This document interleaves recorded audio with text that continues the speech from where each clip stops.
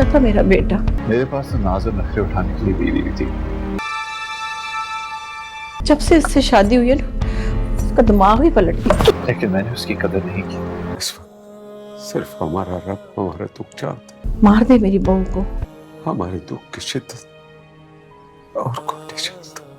एक बार भी कोशिश नहीं की, मैं भी नाराजगी जाहिर कर दूं। ड्रामा सीरियल कभी मैं कभी तुम के आने वाले एपिसोड में आप लोग देखेंगे आखिर दोस्तों मुस्तफ़ा ने एक बड़ा सा घर ले लिया, लेकिन उधर शर्जीना मुस्तफ़ा से काफी खफा हो गई है और उसके दिल में मुस्तफ़ा के लिए अब कहीं ना कहीं नफरत सी आ गई है, क्योंकि जितनी अजियत में वो थी जब उसके पास मुस्तफ़ा मौजूद नहीं होता और उस रात उसकी हालत जिस तरह उसने बर्दाश्त की, वो सारी बातें जहन में रख के शर्जीना अब मुस्तफ़ा के साथ बिल्कुल भी नहीं रहना चाहेगी। मुस्तफ़ा को इतना तरक्की के साथ देखकर और मुस्तफ़ा का इतना बड़ा घर के बारे में सुनकर शर्जीना बिल्कुल भी मुस्तफ़ा के साथ नहीं रहना चाहेगी, क्योंकि जितनी तकलीफें उसे मुस्तफ़ा की तरफ से मिल चुकी हैं वो समझती है कि मुस्तफ़ा ने उसे बहुत ज्यादा तकलीफें दी हैं। लेकिन मुस्तफ़ा शर्जीना और अपने आने वाले बच्चे के लिए ही मेहनत कर रहा था। जब आज मुस्तफ़ा को सारी चीजें हासिल हो चुकी हैं तो शर्जीना को चाहिए कि अब जो कुछ भी हुआ उसे भुलाकर और मुस्तफ़ा ने जो नया घर लिया है उसमें उसके साथ अच्छे से शिफ्ट हो जाए और वो दोनों मिलकर दोबारा से बच्चे का प्लान करें। और जिस तरह पहली मर्तबा इन दोनों के साथ हुआ है, दूसरी बार में ये दोनों एक दूसरे का बहुत ख्याल करें। जो गलतियां पहले इन दोनों से हुई हैं अब वो आने वाले वक्त पर अपनी गलतियों को सुधारें। लेकिन शर्जीना को अभी भी यही लगता है कि फिर से मुस्तफ़ा दोबारा से वैसे ही ना मसरूफ हो जाए और कहीं दोबारा से मुझे पहले की तरह टाइम ना दे पाया तो मैं आखिरकार मुस्तफ़ा के साथ कितना कॉम्प्रोमाइज करूं।